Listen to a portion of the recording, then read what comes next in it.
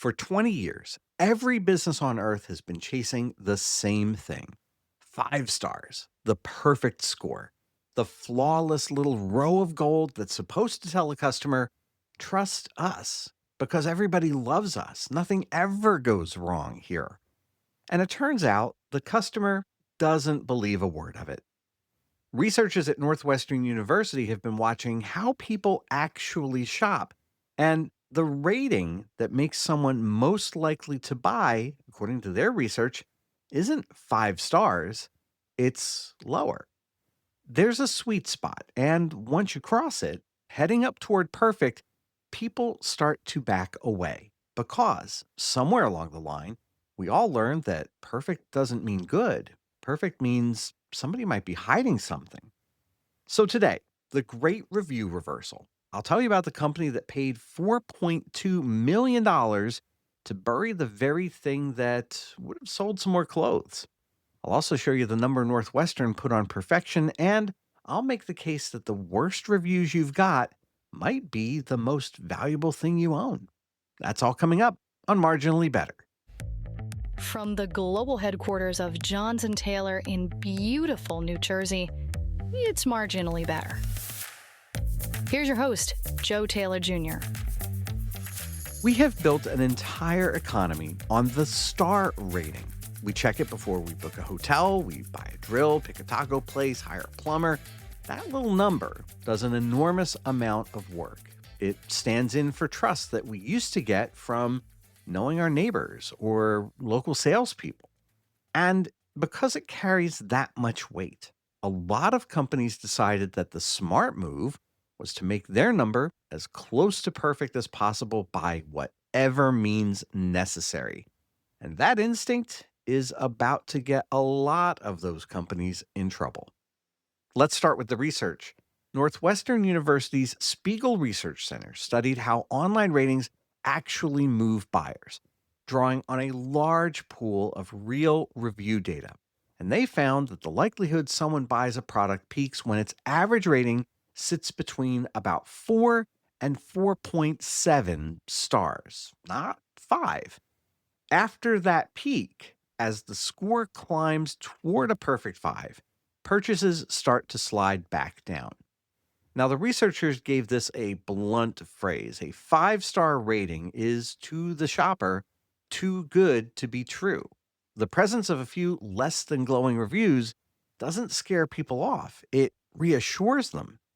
So, the thing companies have been chasing the hardest may be the thing quietly costing them sales, which raises a question.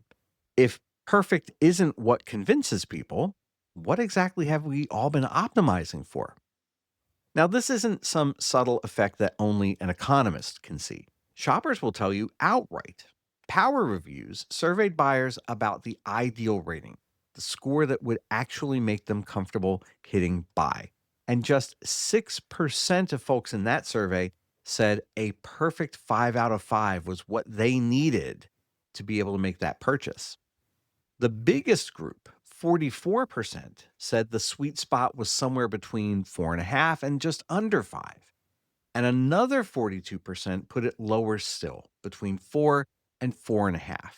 So, in a secondary survey, more than 8 in 10 shoppers are now telling you in plain language that they want to see a flaw or two before they trust you, because the customer isn't looking for a company that never disappoints anyone.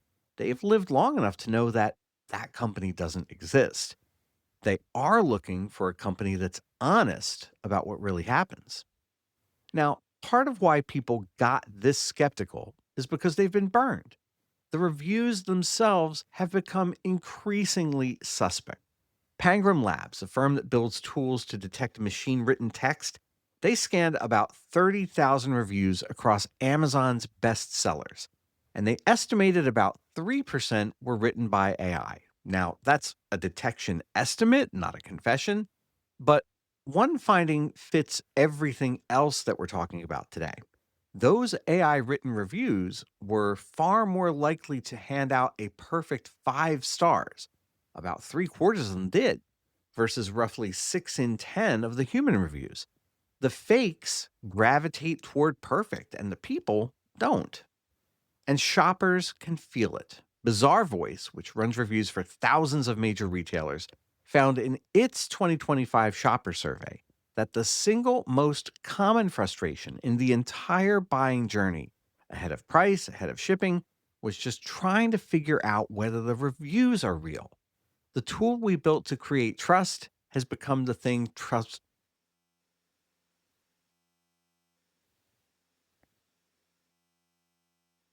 The tool we built to create trust has become the thing people trust the least. So the question stops being, how do we get more 5-star reviews, and becomes something tougher. How do we prove the ones we have are honest? And so now there's a law with some teeth. In 2024, the Federal Trade Commission finalized a rule that flat out bans fake reviews, made up testimonials, bought reviews, AI written praise, and anything that suppresses real reviews. And for the first time, it gives the agency the power to go after violators with civil penalties. So by late 2025, the FTC was already sending warning letters and naming names, including a case against a company that sold an AI tool built to crank out reviews on demand. So the research says perfect doesn't sell. Customers say perfect makes them suspicious, and the fakes have poisoned the well. The government is even starting to fine people in the US for gaming the system. And so every signal points in the same direction toward honesty, which makes the story I want to tell you next so striking because it's about a company that, right as all of this was becoming clear, spent 4 years and a fortune doing the exact opposite. When we come back, I want to take you inside a wildly successful fashion brand that built a secret filter for one purpose: to make sure you only ever saw happy customers. It worked perfectly until the day the Federal Trade Commission knocked on their door, and it became the first case of its kind in American history. That's after the break on Marginally Better. Want to take a quick word about something our team built because it sits right in the neighborhood of what we're talking about today.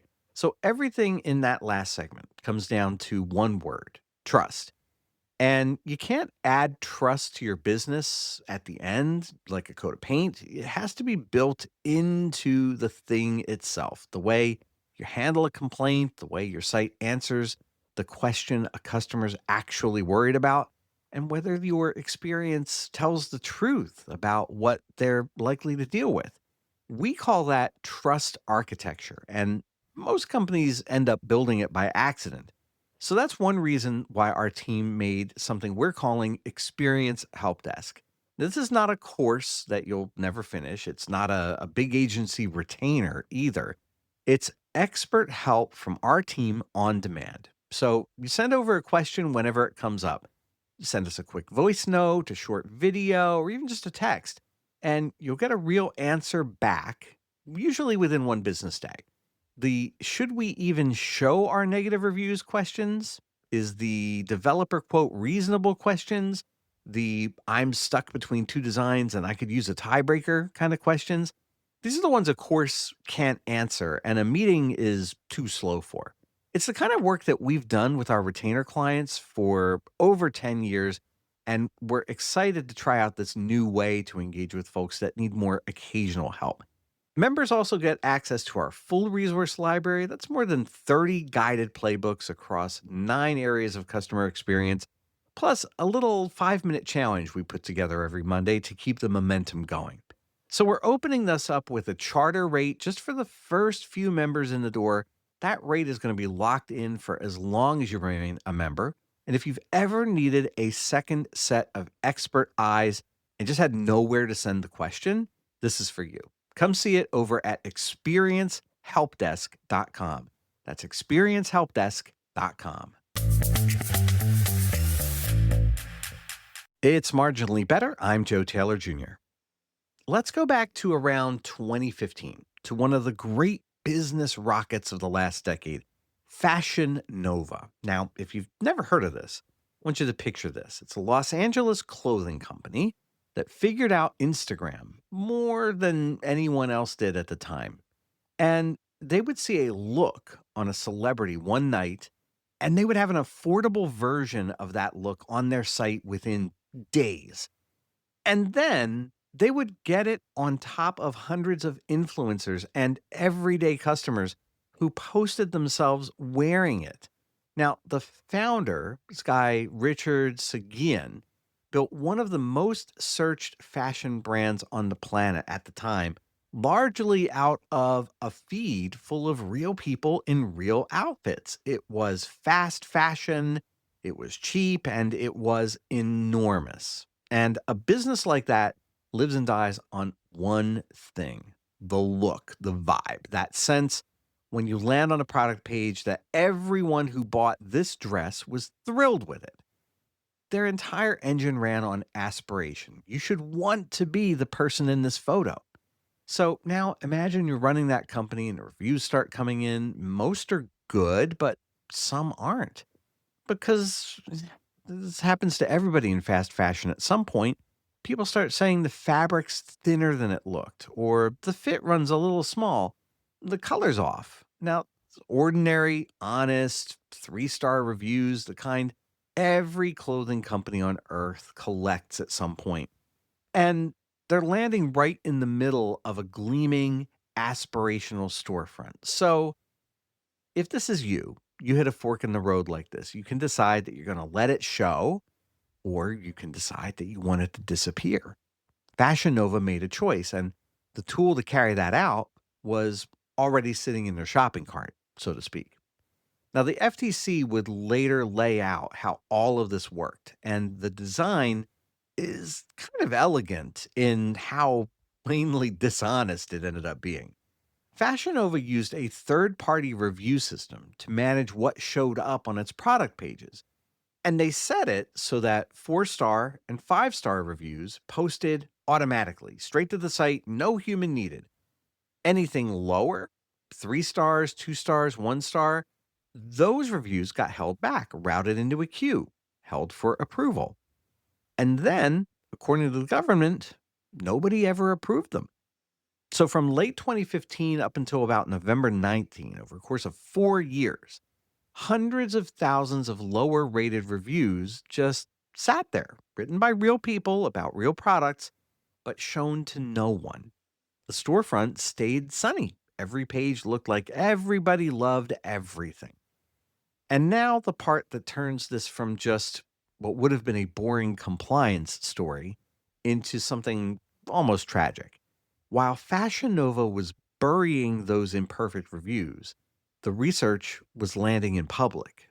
So by 2017, right in the middle of that 4-year blackout, Northwestern Spiegel Center that we talked about earlier, they published the opposite of what Fashion Nova believed, that perfect ratings read as fake and that buying peaks below 5 stars and that a few critical reviews actually build trust. The science was already on the table at that point. Fashion Nova was spending a ton of time and real money to manufacture a flawless yet suspicious storefront that researchers had already shown sells less. So they weren't just being dishonest, they were being dishonest needlessly and in the wrong direction. They ended up paying to suppress something that would have helped them. Those 3-star reviews aren't damage. To a shopper, that's the most useful information on the page. It's the stuff that tells you to size up before you buy. If you hide it, you don't look perfect. You look like you're not telling the truth, which, as it happens, is exactly what was going on.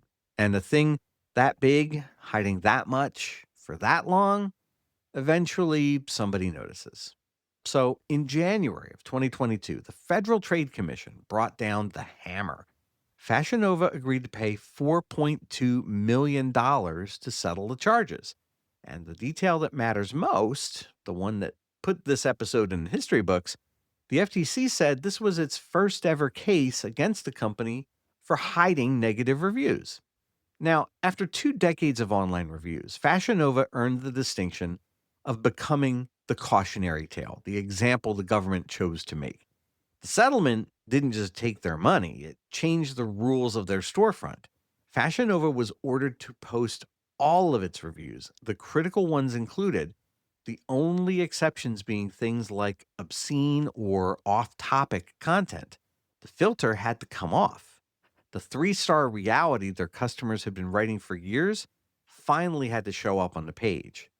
Now, they spent 4 years building and running a system to hide that honest feedback. They paid $4.2 million when it came apart, and the FTC sent roughly half of that straight back to harmed customers. The refund checks have been going out as recently as 2025. Now, the entire time, the thing that they were hiding was something that would have made the page more believable and, according to the research, even more likely to sell. So they paid a fortune to make their business worse. Now, the company survived. They're still out there. It's not the end of Fashion Nova, but it is a permanent asterisk on their record. It's a gift to the rest of us because it makes the lesson impossible to miss. You cannot buy trust by deleting doubt.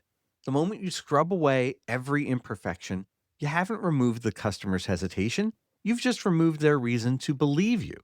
So, the question you should ask yourself before you reach for a filter like this is the one that Fashion Nova got wrong for 4 straight years. When the customer tells the truth about you in public, is your first instinct to listen or to hide it? Now, I want to leave you somewhere more hopeful than a courtroom because the flip side of this is good news, the real kind. The most valuable feedback your business will ever get is sitting in your worst reviews, and it's free. Now, there's a piece of internet history worth knowing here. Back in 1995, when Amazon was still a tiny operation selling books out of a converted house, Jeff Bezos was showing everybody the desk that he made out of an old door, and he made a decision that terrified the publishing industry because he let customers post negative reviews right there on the page next to the buy button.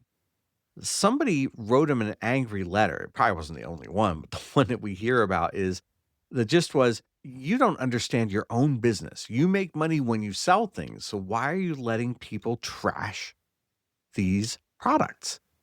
And Bezos's answer, as he's later told the story, became one of the most radical ideas in modern retail. We don't make money when we sell things, he said. We make money when we help customers make decisions. Now, he didn't see a negative review as a threat to the sale. He saw it as part of the service. A bad review is how the customer trusts the good ones. Strip out all the critical voices, and you don't have a more persuasive store, you have a less believable one. And 30 years later, the rest of the economy is catching up to what he understood back then. So here's something you can actually use this week, and it costs you nothing but a little courage. Go read your own 3-star reviews. Not the ones that make you feel nice, not the ones that are 1 stars. Most of those are usually somebody having a bad day.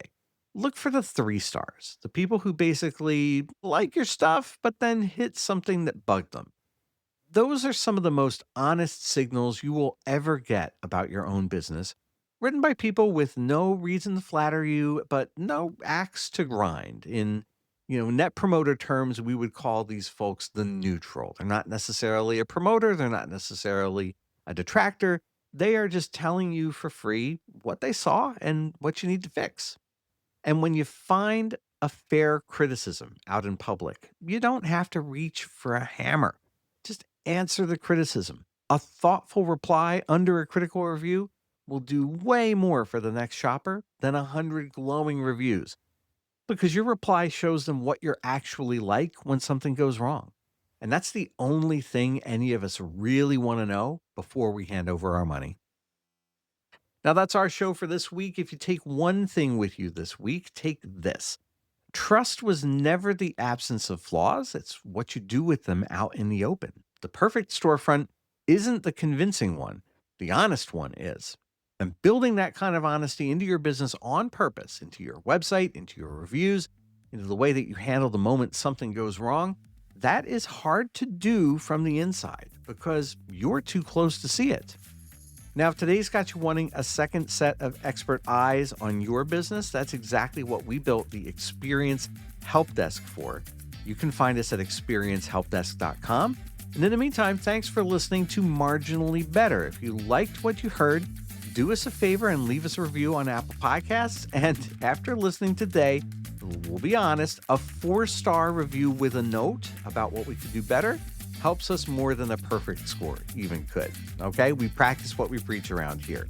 For behind-the-scenes notes from me and the team, head to marginallybettershow.com or just follow our link in the show notes.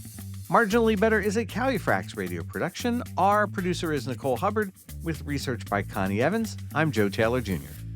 Califrax, mean little planet.